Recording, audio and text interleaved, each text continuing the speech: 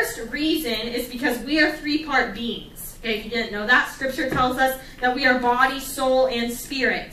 Okay, and when any one of those three parts of us is out of whack, or like not in a good place, it affects the rest of us. Okay, so for example, your body, that's the first part. When your body just like really means like you're eating healthy, you're getting enough sleep, you're working out, you're healthy, right? When your body isn't healthy, like when you're tired, right, you're more prone to be emotional, right? You're more prone, like sometimes if you come into the church and you're tired, you can't really connect with God, right? So when our body's not in a good state, it affects the rest of us, right? So we have our body, then we have our spirit. Your spirit is what connects to God. All right, and when that connection, maybe you feel like you're in a dry season, we call it, where you don't feel as connected to God as you have at times, that affects your life, right? That affects more than just your spirit, and it affects your day-to-day life. Okay, and then your soul, that last part, that word soul means psyche or your mind. All right, so that, scholars will call that's where your emotions are. Okay, so your soul is like those emotions, those things you feel, those things you think, and so that's what we're talking about tonight, because when that part of us is out of whack, it affects our spirit, it affects our body, it affects all aspects of our life. All right, so our emotions are important. And then the second reason they are important, I would write this down. Okay, it's not going to be on the screen, but I believe it's a key thing for us to understand tonight, is your life is not an island. Your life is not an island. And what that means is you think of an island, right? And an island is like separated by itself, right? It doesn't affect anything around it, nor is it affected by anything else, right? It's just like alone, right?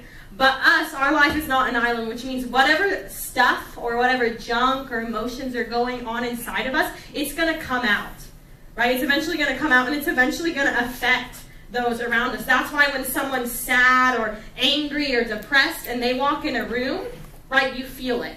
Like when someone is like that and they walk into a room, it kind of just like, right?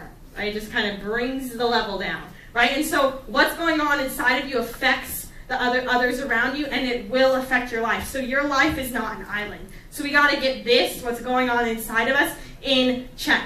All right, so what we're going to be looking at is we're going to be looking at a story of Jesus that probably for most of us, we've never seen Jesus express this much emotion before than we have in this story. So how many of you have heard of the story or read the story of Jesus raising Lazarus from the dead? How many of you? A couple of us in here? Okay, so a couple of us haven't. All right, it's a really cool story. I could touch on the whole fact of raising the dead. All right, that's not what we're going to touch on tonight. Okay, but it's a really cool story. So we're going to be looking in John chapter 11, and we're going to be looking at verses 1 through 44. You may be like, oh my gosh, that's a lot. Okay, I'm not going to read the whole thing. We're only going to read, you can take that off for right now. We're only going to read a portion that's really going to help us apply to what we're talking about tonight, but I'm going to paraphrase the rest of it. Okay, but you all should go home and read this later this week, the whole story, John 11, 1 through 44. Okay, but what happens in the beginning of this story is you have these three people, Mary, Martha, and Lazarus. Can you say that? Mary, Martha, Lazarus. Good, okay? So you have these three people. They're brothers and sisters, all right? And they're friends of Jesus. It actually tells us in Scripture that Jesus loved them. And they did life together. They hung out together. They were close. They were friends, much like us here in this room. All right, and so what happens is Mary and Martha and Lazarus are living in this one home in this one town, and Jesus is in another town with his disciples. And we see that Lazarus gets sick, okay, really sick. So Mary and Martha send word to Jesus in the other town. They say, hey, Jesus, Lazarus is sick. Okay, and you would think, right, like if you had a friend that got sick and they were in the hospital, you'd be like, oh, I'm going to go see my friend that day, right? You'd be on it. Okay, but that's not what we see Jesus do. What we see Jesus do is he stays in that town for 2 days, and he sends word back to Mary, Martha, and Lazarus, and he says, hey, listen, this isn't going to end in death. Lazarus' sickness is not going to end in death, but in fact, it's going to bring glory to God. Okay, so Jesus stays in his town 2 days.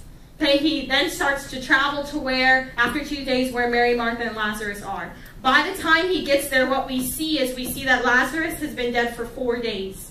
Okay, he's been in the tomb for 4 days by the time Jesus gets there. Okay, so what first happens is before Jesus even gets to the house, okay, Martha comes running out. Okay, running out of the house, she runs to Jesus and she says, Jesus, she says, if you would have been here, my brother wouldn't have died. If you would have been here, Lazarus wouldn't have died. Right? And Jesus kind of tries to talk to her in that moment, tries to remind her, hey, remember, didn't I tell you that this was going to turn out for God's glory? And Martha, because she's stuck in like her moment, right, she kind of misses it. She doesn't get it. She doesn't understand what Jesus is trying to say. So then where we're going to pick up is where Martha now goes back to the house, and she tells Mary, hey, Mary, Jesus is here. And we're going to catch up where we step on the scene where Mary now is coming to Jesus. All right, so we're going to look at just verses 32 through 36. Okay? It says, when Mary reached the place where Jesus was and saw him, she fell at his feet. And she said, Lord, if you had been here, my brother would not have died. Just imagine that, right? She's running at Jesus. I imagine that she's probably crying. She's either crying or she's angry. Right? She's like falling at his feet and she's like, Jesus, my brother's dead, and if you would have been here, he wouldn't have died. Okay, then she goes on. It says, when Jesus saw her weeping, and the Jews who had come along with her also weeping. So just kind of give you context here. In Jewish culture, which this is a good thing, okay, when something tragic like this would happen or a death would happen, they would have a period of mourning that they would call it. And sometimes it would go as long as like 70 days. So there were people at Mary and Martha's house constantly with her during this time, helping them in that process of mourning. So you have Mary at his feet, weeping. Okay, then you have the Jews that were also visiting in her house, also weeping around her. Okay, it says, when Jesus saw this, he was deeply moved in spirit and troubled. Okay, those two words mean that he was filled with intense grief and intense sympathy. So Jesus, he's moved by this. Okay, and he asked them, where have you laid him? Where have you laid Lazarus? Come and see, Lord, they replied. Jesus wept. That's the next sentence. That's a very famous one sentence, right? 2 words. Jesus wept. Then the Jews said, see how he loved him. Okay, so that word wept right there, where it says, you imagine this scene, you have all these people weeping in front of Jesus, right? And he begins to weep. He's moved by their pain, right? He begins to weep, and that word wept means a burst into tears, right, guys? Like if he would have done like a couple of like 5 tears, they would have said like he teared up, right? They know he wept. That means Jesus burst into tears. He was mourning over the fact that these people were sad about this death of Lazarus, and probably mourning over his friend, because Lazarus was his friend, his death, right? And then their response is, see how he loved him. Their response is, man, Jesus cared about this guy. He loved this guy, Lazarus. And then we go see, we're not going to read the rest, but it's really cool. Jesus goes to the tomb. He calls Lazarus out of the tomb, raises him from the dead, and ultimately, right, what he said is true, that God was glorified by that. Right? Okay, but I want to focus here on is Jesus and his response. Right? We see him, probably for most of us, we've never seen Jesus show this much emotion. So Jesus shows emotion here, which tells us that emotions can't be bad, right? Because Jesus is perfect.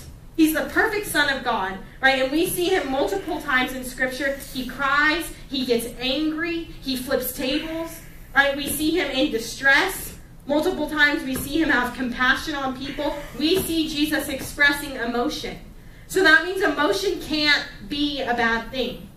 Right? If he's perfect, that means every time he expressed it, it was the perfect reaction. The perfect reaction to a situation. And so our question has to be, why then, in today's society, especially I think when it comes to Christians, why do we talk about emotions as like this bad thing that we're supposed to like just keep it inside? Like no one wants to see that, right? Just keep it inside. Right, but what I believe is that I believe Jesus understood that emotions weren't bad because he learned how to, in his life, how to use them in the right way and in the right context. And I think that's a lot of times what we miss. Right, and I believe Jesus was able to do this because he understood this one idea, this one statement that's going to come on the screen. Right, and it's this. It's that emotions are good servants, but terrible masters. Emotions are good servants, but terrible masters. See, Jesus learned how to have control over his emotions, right? And not let his emotions control him. He learned how to make his emotions his master. And I think a lot of times what we do is we allow our emotions to control us. Right? So many times we allow our emotions to dictate the way we live life, what we do on a day-to-day basis, how we treat people. right? And Jesus didn't do that. All right, and here's the thing, though. If emotions are good servants, but terrible masters, that means emotions must be helpful in some way, right? Because they're good servants, they're helpful, they're good tools. So how is that possible? Okay, so what I want you guys to do with me is just bear with me. I'm going to try to explain this kind of through a couple different stories, okay? I just want you to imagine, okay, if you woke up one day and you had like this terrible pain in your elbow. This random elbow, okay? You have this terrible pain in your elbow. You're going to wake up and you're going to be like, all right, I got this pain, and you're going to be like, I'm going to figure out how to get this fixed, right? Whether it means I need to go to a doctor and figure out the root of whatever's going on here, but I'm going to get this fixed. Because you know that if you let that pain continue and you keep living life like you regularly do, that pain will probably increase, and it will probably become something that controls your life, right? And changes the way that you live, right? And it's kind of like I was watching this Grey's Anatomy episode. I don't watch it anymore, okay? But I was watching Grey's Anatomy episode, and there's this lady who like had a tumor. Right? And it was like, you know, when you first get a tumor, it's like a little lump. And most people would go to the doctor and get that figured out, right? You see a sign of something wrong. I need to go fix this. I need to go figure out what's wrong. Well, she didn't do that. And she ended up coming to the doctor after probably years. And the tumor had like grown like this big by this time. The tumor had grown so big that now it had control over her life. Now she couldn't walk or be active the way that she used to. Right, that tumor became something that controlled her life because on the onset of it, at the beginning of it, she didn't take control of it. Okay, and then I like to liken it to, like, thank God for pain. Right, thank God, like, if you woke up one day that you have this pain in your elbow. Because there was another Grey's Anatomy. I love Grey's Anatomy, okay? But there was another story of this girl, and this happens to people. I've seen it, okay? Where, for whatever reason, they don't have pain. They don't experience pain. And this girl was doing, like, crazy things, like jumping from trees and doing like crazy things, and she walks into the ER and like she's on the verge of dying and she has no idea. She's bleeding internally, she's busted a bunch of organs, and this is real. Okay, that happens to people. I've seen it. Okay, so we sit back and we say, man, thank God for pain. Thank God that we have pain, that we have things that indicate to us, hey, something's wrong and you need to figure it out. Right? Before it becomes something that controls your life. And it's the same with emotions, I believe. I believe that we, on that onset, when we get like this feeling of anger or bitterness or unforgiveness or fear or sadness, on the onset of it, it shouldn't be, oh, just like, keep going, I'll let it pass, right? Because if we do that, it's going to ultimately become something that controls us. Ultimately becomes something that becomes our master. So on the onset of that feeling, we need to say, okay, God, what is this? Get to the root of it. Why am I feeling this way? What do you say about that? Okay, and so an example of this in my own life, kind of when I started figuring this whole thing out, was about 6 years, 5-6 years ago. I started dating this guy. Wasn't a Christian. It was really bad. Don't do it, okay? But anyways, I started like kind of dating this guy, and he was probably before Brendan. I love Brendan. He's nothing compared to Brendan, okay? But before Brendan, he was probably like the first guy that I said I loved, like it wasn't love, okay? But I said that. And like I gave my whole heart to this guy. Okay, and one night we're like on the phone talking, and it was all cute, we all good, right? And then I wake up the next morning, dude just completely disappeared. Isn't answering his phone, isn't answering his text, and this went on for months. 3 months, guys. No, nothing. I have no explanation of anything that happened. What the heck changed? Okay, so over that process of like 3 months, I started feeling more and more anger. Like, how could he do this? What a little piece of work he was, right? And all this anger inside of me, this unforgiveness and this sadness, right? And this pain. And to the point where in my life, everyone just started annoying me.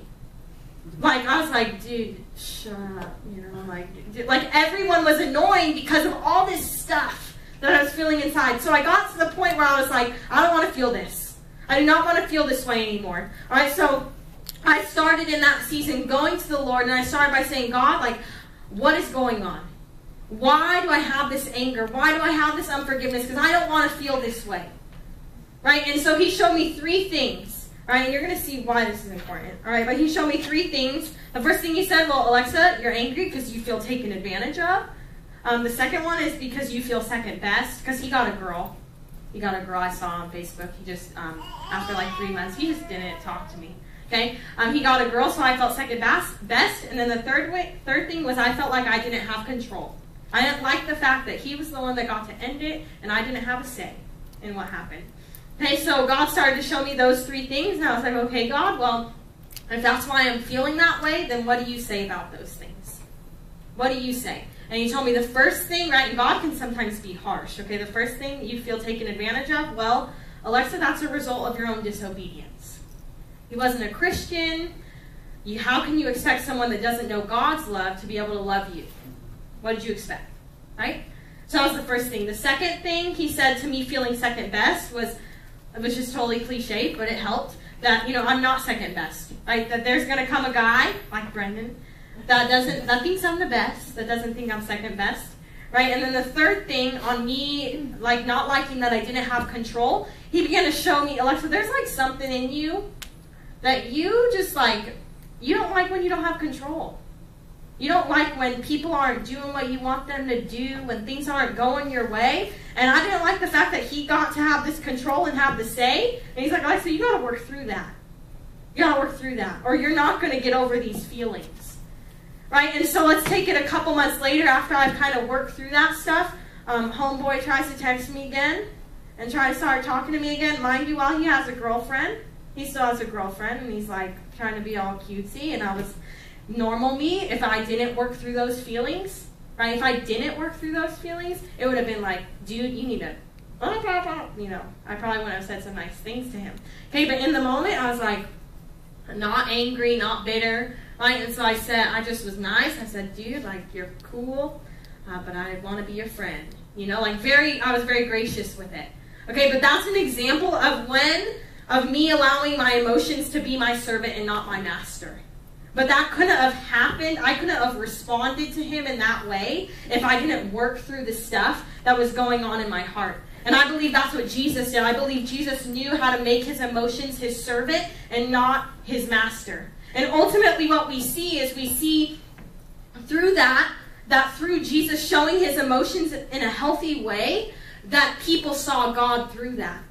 Right? By him weeping in a healthy moment, in a healthy way, people were like, man, he loves them.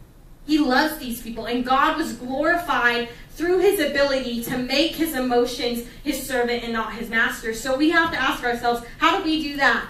How can we use our emotions to bring God glory and for people to see God? Okay, and I believe it's this. Okay, this is our last point.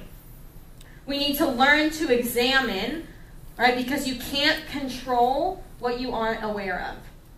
Learn to examine because you can't control what you aren't aware of. All right, and I believe there's 3 ways for us to examine ourselves, our emotions, and what's going on inside of us. That first way is kind of what I talked about just in my story. Right, the first way is examining yourself. And I say you should do this like monthly. Before like anything really comes, you should just always be doing this. Asking yourself, like, what have I been feeling lately? What's going on in my heart? God, what do you say about that? Are there things that I'm believing about people? Is there things that I'm believing about myself that aren't right? And begin to show me what I'm feeling and what's going on inside of me. Okay, so that first way is to examine yourself. Hey, you can get that back up there real quick. Okay, that's the second way is ask another person. Ask another person to examine you. So maybe you find someone in your life that you trust and you say, hey, I want you to watch the way like I handle certain situations, how I react to people, what I'm living like in my emotions. Right? And if you see something that you think is wrong, that maybe I reacted a wrong way in a situation and maybe had anger where I shouldn't have had anger, I want you to like tell me. I want you to watch me and tell me. Okay, so examine yourself, ask someone else to examine you. And then the last one, and this is the hardest one, I believe, is examine your past. Okay, examine your past. And I want to start with parents are awesome. Okay, we learn a lot of great things from our parents or whatever home we grew up in. But there are also things that we learn that we need to understand maybe that's not the healthy way. Okay, we need to ask ourselves, like, how did my parents argue? Did I learn how to argue from how they argued, or did they not? Did they not argue? And so I emotions off? Do I not let people see what's going on inside of me? Is there a way that my parents taught me on how to connect with people that maybe isn't like the best way to connect with people? Right, we need to examine that and say, have we learned behaviors from our past that maybe aren't the healthiest? Okay, and yes, some of them are good, okay, but some of them are not. Okay, so we need to learn to examine if we want to make our emotions our servant and not our master.